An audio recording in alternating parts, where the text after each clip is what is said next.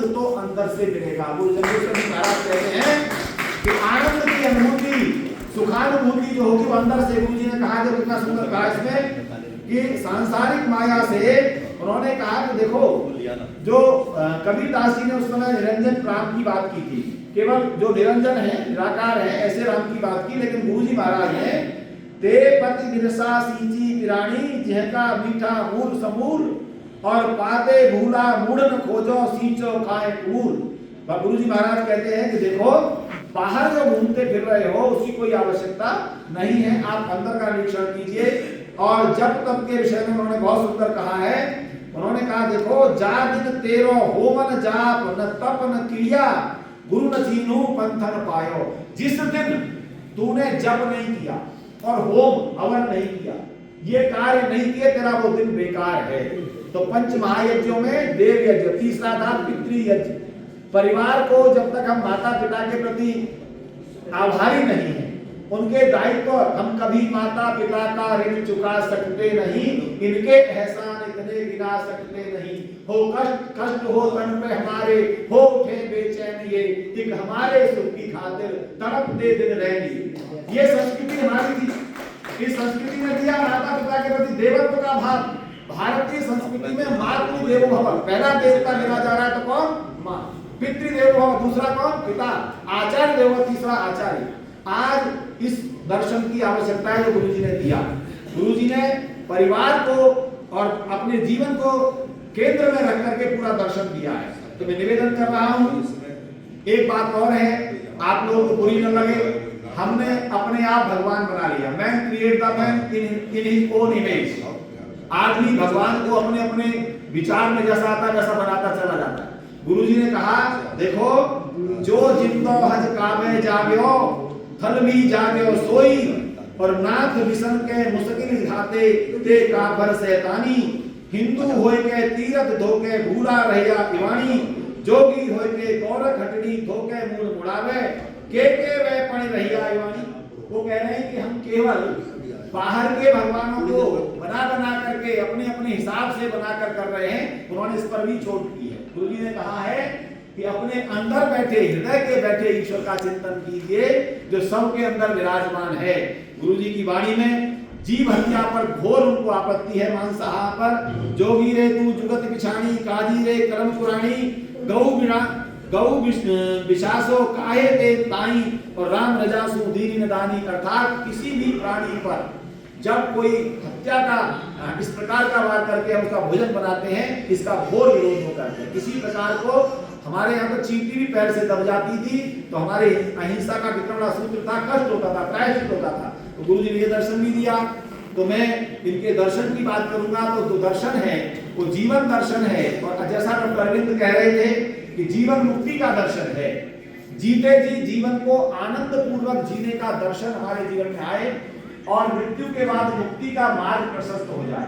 ये दोनों दर्शन गुरु जी के हैं। हम ऐसा न करें कि इस जीवन को न जी करके, इस जीवन को अपने सन्मार्ग पर न ला करके केवल परलोक की चिंता करते रहें, तो वो दर्शन गुरु जी का नहीं है। परलोक की चिंता आप इस जीवन के व्यवहार के साथ करिए। हम करते क्या है, जो वर्तमान में नहीं उसी की चिंता में जीवन लगा देते हैं, जो वर्तमान में है उसकी सुखानुभूति नहीं करते। तो गुरु जी का बहुत स्पष्ट दर्शन है। उन्होंने कहा ऊंक्यू भलोज आपन भरियो अवरा अपूर भराइए। भाषा लोक भाषा है राजस्थान की, इस भाषा का ही प्रयोग उनके शब्दों में है। बार बार वो कह रहे हैं कि देखो पर उपदेश देने के लिए बड़ा सुंदर उन्होंने कहा कि मैं आज आपसे चर्चा कर रहा हूँ, पर ये चर्चा दार्शनिक चिंतन के लिए, उपदेश के लिए नहीं है। गुरु जी का कहना है कि पर उपदेश देने की आवश्यकता नहीं है, अपने जीवन को उपदेश बनाइए। गुरु जी की बहुत बड़ा दर्शन है कि हमारे जीवन को देखकर प्रेरणा मिले। भाषण से कोई सुधरने वाला नहीं है। ध्यान रखना, भाषण दुनिया में खूब बढ़िया दिए जाते हैं, लेकिन जिनका आचरण होता है, आप देखिए कि वही मैंने कहा था वेद शास्त्र पढ़े नहीं थे, लेकिन वेद के वाक्य उनके मुख से निकल रहे। क्यों निकल रहे? कि वो आत्मा दिव्य है। इसलिए उन्होंने कहा कि ऊंक्यू भलोज आपन फरिए अवरा अपूर भराइए। ऊंक्यू भलोज आपन जरिए अवरा नजर जराइए।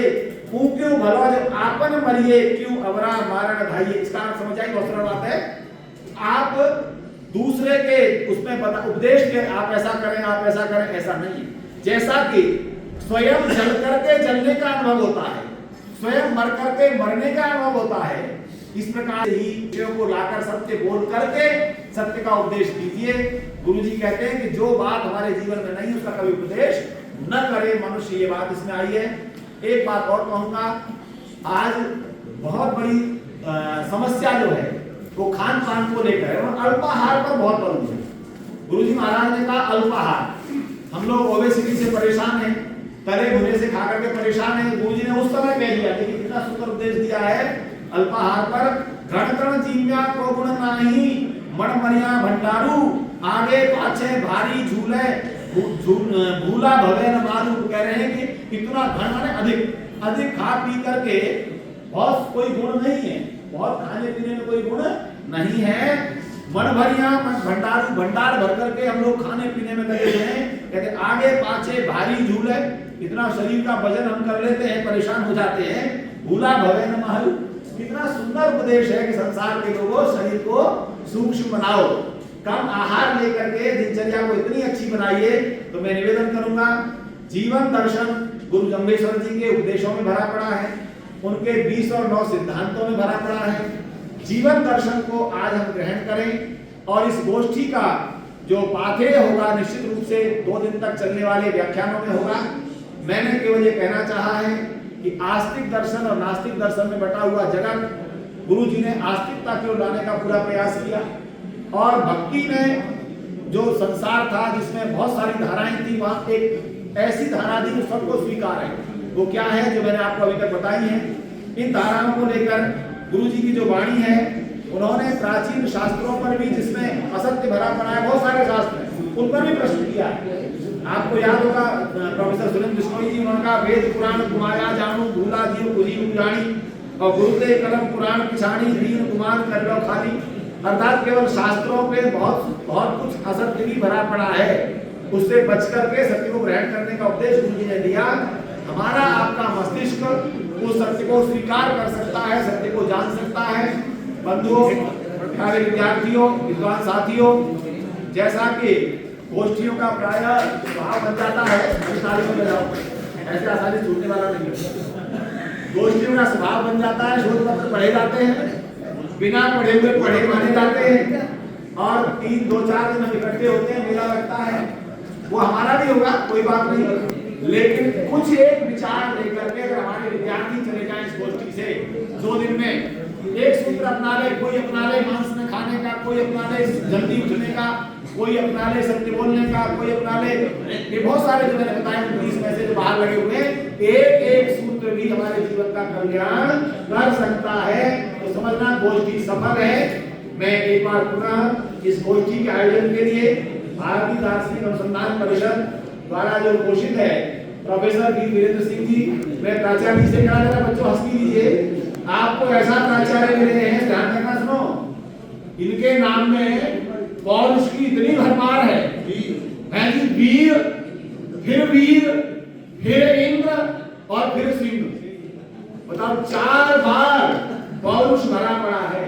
ऐसे प्राचार्य को ताली बजा दो, जिनके पौरुष ही पौरुष है। पौरुष का निर्माण है ऊर्जा, ऊर्जा का है उत्साह का से इसीलिए मैं निवेदन कर रहा हूं कि जिस जीवन में उत्साह है, किसी भी अवस्था में निराश होने की आवश्यकता नहीं है। तो मैं ऐसे प्राचार्य जो पौरुष से भरे पड़े हैं, ऊर्जा से भरे पड़े हैं, और वास्तव में इनकी यही गुण नहीं है, इनकी विनम्रता, इनकी सरलता, इनकी सहयोग की भावना। मैं तो महाविद्यालय में जब साथियों के साथ खड़ा होता हूँ, पूछता हूँ कैसे प्राचार्य जी, तो एक बात बता दूं अखिलेश जी, ये जो आपके मित्र हैं, हमारे भी मित्र हैं, ये इतने बड़े सहयोगी भी हैं। महाविद्यालय परिवार में कोई किसी साथी पर छोटी सी समस्या आ जाए ना, तो इन्होंने एक ऐसा माहौल बना रखा है, उसके लिए सभी लोग सहयोग कर कर खड़े हो जाते हैं। ये प्राचार्य का मुखिया चाहिए, तो ये जो इनका मुखिया गुण है, ये प्रशंसा केवल इनके मुख की नहीं हो रही है, ये यहाँ न रहे तब भी करता, बाहर चले गए तब भी इनके विषय में कह रहा था। तो ऐसे प्राचार्य और ऐसे विद्वान अध्यापक इस महाविद्यालय के, पीयूष जी बैठे और आचार्य बैठे हैं, जिनको मैं नवनीत जी हमारे कहा विष्णु जी ये बैठे देखो पीछे, ये एक उत्साह और ऊर्जा के संचार। बहन हमारी वीणा रस्तोगी जी बैठी हैं, जो कहीं भी जाइए, किसी सम्मेलन में जाइए, कवि सम्मेलन हो, संस्कृत सम्मेलन हो, आर्य सम्मेलन हो, और रस्तोगी साहब और बहन जी वहां दोनों मिलेंगी। मेरे तो उत्तराखंड की भूमि की बिटिया है, तो मैं तो बड़ी बहन इनको कहता हूँ, हमेशा छोटा भाई मानती हैं। और भी जो हमारी आचार्य हैं जिनका मैं नाम नहीं जानता, ये महाविद्यालय शोध गोष्ठियों के द्वारा एक ऐसा कीर्तिमान स्थापित कर रहा है जिसके माध्यम से एक विचार का अवसर मिलता है। कभी ये मत मानना मैंने जो कहा कि ये निरर्थक हो जाती, निरर्थक नहीं होती। हर बार जो कोई विद्वान बोलता है, एक बात भी किसी को प्रेरित कर जाएगी तो गोष्ठी सफल हो जाती है। इसलिए गोष्ठी कराना बंद मत करिएगा। इसका एक उदाहरण दिया करता हूँ, जरा ध्यान देना प्यारे बच्चों। उदाहरण क्या है, बोलने वाले से कोई समस्या नहीं, आप भले ही बोर हो जाओ, लेकिन बोलने वाले के सामने उसे बोलते रहना चाहिए। कारण क्या है, सूर्य प्रातः काल अपने समय पर उग जाता है। जिसको प्रकाश नहीं चाहिए खिड़की बंद करता है, दरवाजे बंद करता है, पर्दा खींच लेता है, लाइट बंद कर देता है, लेकिन सूर्य उगना नहीं छोड़ता। तो हमारा जन्म तो बोलने के लिए हुआ है, बोलते रहेंगे, बहुत